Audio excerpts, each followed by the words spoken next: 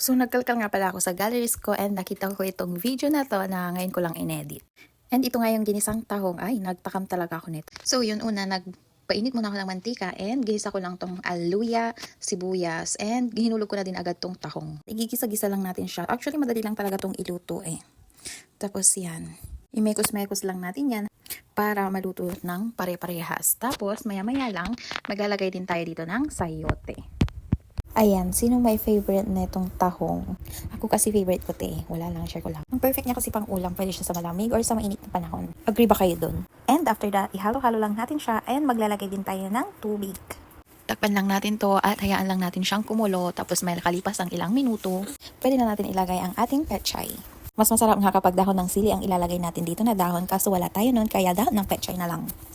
Bukod dito sa ginisang tahong. Kayo ba, ano bang trip nyong iluto sa tahong? Adobo ba? Or buttered tahong? Or baked tahong? Or sizzling tahong? So anyways, going back. So finally, luto na ang ating tinolang tahong. So ayan, magsandok na kayo dyan ng kanin nyo and sabay-sabay na tayong kumain. Tadan! So sana nag-enjoy kayo sa video ito and sana ay natakam ko din kayo sa niluto kong tahong dati.